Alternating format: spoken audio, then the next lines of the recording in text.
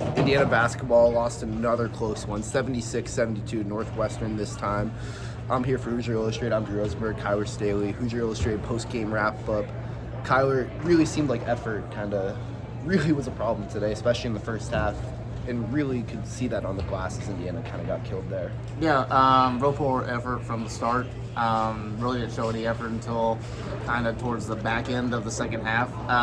Pretty inexcusable, considering they had 8 days off, and they come out here and just lay an egg. So wasn't the prettiest game today, especially, at the start of the first half, it was just kind of like a rock fight.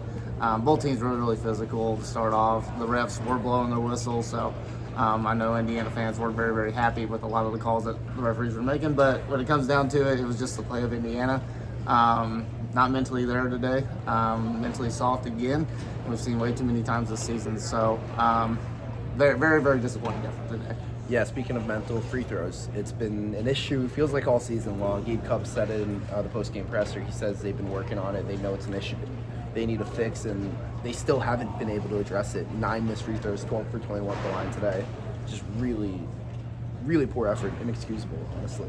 Yeah, I mean, it is all mental when it comes down to free throws, and we've said it. I mean, people that watch basketball for years know that's all mental when it comes down to free throws, and Indiana just lacks mental toughness when it comes to that. They lack confidence in getting up to the line, especially at home, and it's just not, it's just never going to win games when you're 12 of 21 from the free throw line or anything like that, and you're especially playing a good Northwestern team who will take advantage of their opportunities at the line.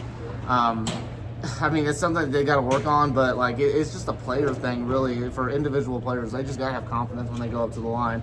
There's a lot of opportunities up there, a lot of chances for, points, free points. That's what it is. So it's mental, just being mentally soft. Yeah, and I guess I'm gonna let you rant a little bit about this because I know you have it in you, but CJ Gunn. So a guy Woodson all year, he said, I need to get him going, I need to get him confidence. And today, we saw in the first half, he played 5 minutes, didn't even really have an action that was ran for him to even touch the ball. Standing in the corner for most of the half.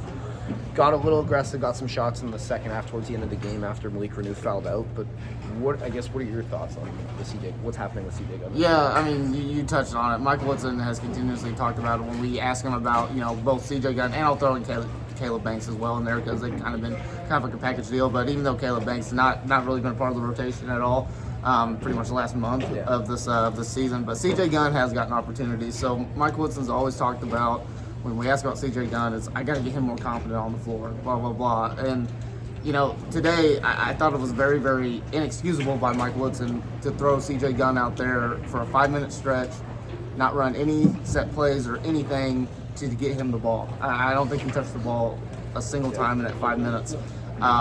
You're never going to grow confidence as a player if that's what your coach is doing there. So, and then obviously you throw him in, the last 5 minutes of the second half, somewhere around there, when he hadn't played at all. So he was just cold on the bench. So, and he was a little bit aggressive on the, towards the end of the game there. But I mean, there's a lot of potential with CJ Gunn.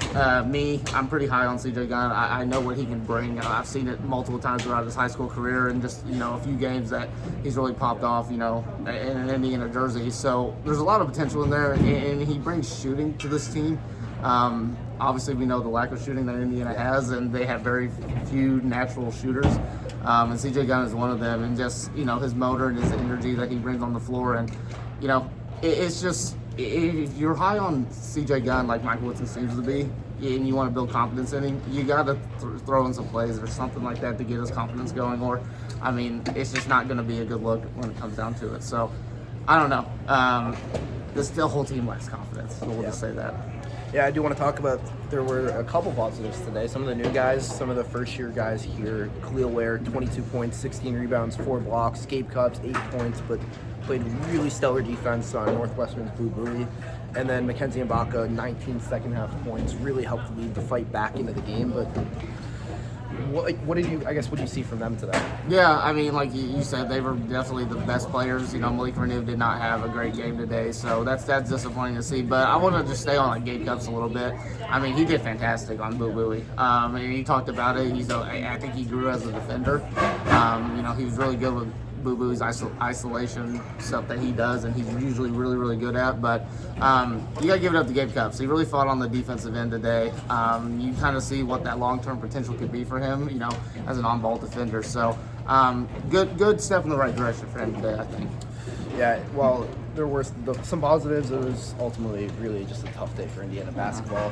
They'll get a chance to reset when they are back in action here at Assembly Hall on Wednesday, where they'll face Nebraska. For full coverage of that game and anything in between, we'll have it on HoosierIllustrated.com. Make sure you're checking out the Autograph app, where Hoosier Illustrated recently partnered with Tom Brady's Autograph app. So make sure you're checking that out. Hoosier Illustrated on YouTube, Spotify. Talking about the Hoosiers podcast, make sure you're subscribed, listening, and checking all that stuff out. As always, thanks for listening and watching.